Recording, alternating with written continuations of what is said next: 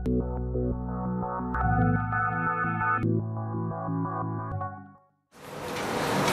monsieur, Elsa Bidi de Magic Builder TV. Aujourd'hui nous voulons recueillir votre avis sur certains points comme la télévision en ligne, l'entrepreneuriat.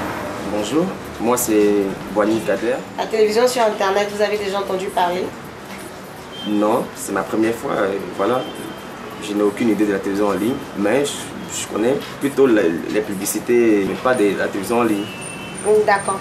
Alors la télévision en ligne, c'est tout simplement comme la télévision que vous voyez là, comme on a l'habitude de voir, seulement qu'on émet sur internet.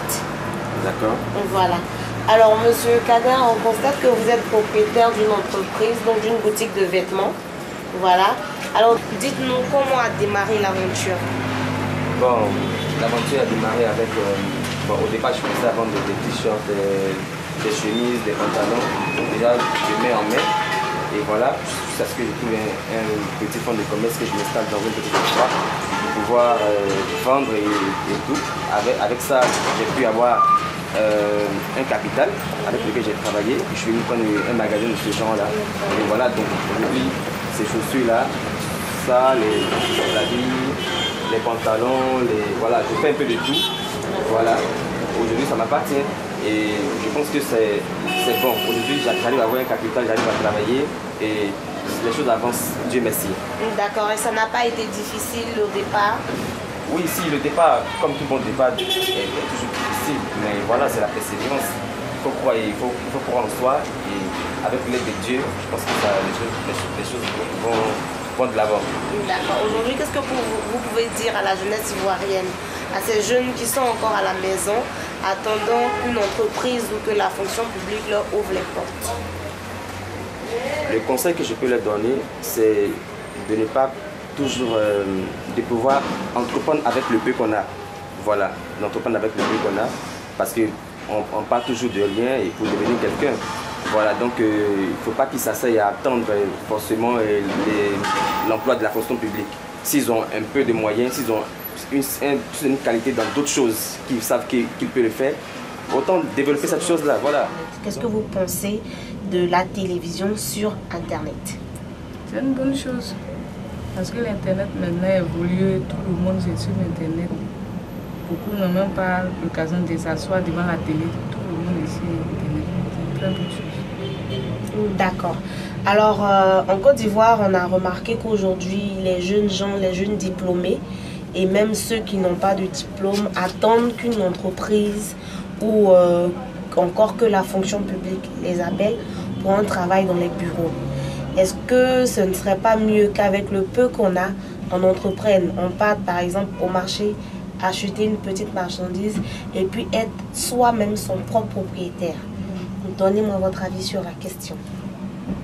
C'est vrai, on ne peut pas attendre forcément la fonction publique.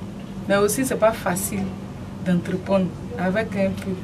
On peut aussi commencer par 5 francs pour évoluer. Je pense qu'on ne doit pas attendre. Il faut qu'on commence nous-mêmes à entreprendre un peu jusqu'à ce qu'on y arrive. Ne dit-on pas que c'est un peu qui devient beaucoup? Bien sûr, c'est un peu qui devient beaucoup. D'accord. Alors dites-moi, mademoiselle Angèle, qu'est-ce que vous pensez de la promotion de l'entrepreneuriat par la télévision sur Internet?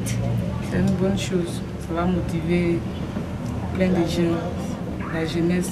Puisque eux, la jeunesse même est beaucoup sur Internet, ça va les motiver, ça va les permettre à se réveiller au lieu d'attendre, à commencer à faire de eux-mêmes leurs propres mains. Je suis monsieur Kafando Malik. Je travaille à District ici. Bon, comme vous le constatez, c'est un magasin de vente d'habits, bon, de différents trucs. Quoi. Bon, c'est ça. D'accord. Monsieur Kafando, nous sommes ravis d'être dans votre magasin cet après-midi. Voilà. On veut avoir votre avis sur la question de l'entrepreneuriat. Qu'est-ce que vous pensez de l'entrepreneuriat? Qu'est-ce que vous pensez de ces jeunes gens diplômés qui sont assis à la maison et qui attendent d'avoir un travail dans une entreprise ou encore à la fonction publique? Et même ces jeunes gens qui n'ont pas eu la chance d'être à l'école et qui sont assis à la maison, qui attendent l'aide des oncles, des tantes. Qu'est-ce que vous pouvez dire à cette jeunesse-là? Bon, en fait, je vais d'abord commencer par ceux qui ont les diplômes. Parce que bon, quand on dit qu'on est diplômé, ça veut dire qu'on est intellectuel. Quelqu'un qui est intellectuel, ça veut dire qu'il bon, il peut décoller de lui-même. Parce que ça veut dire qu'il a les potentialités pour aller de l'avant. Bon, s'il veut forcément bon, avoir un travail de bureaucrate, c'est que donc, dans un premier temps, lui-même, il reconnaît qu'il n'est pas intellectuel. Donc, il n'y a pas de sous-métier. Il ne faut pas se dire que non, bon, comme mes amis, bon, un tel est sorti cadre, il faut que moi aussi je sois cadre. Peut-être tu peux commencer un petit truc, même, je ne sais pas, de rien du tout, mais avec ce que tu as appris à l'école, tu peux améliorer ça.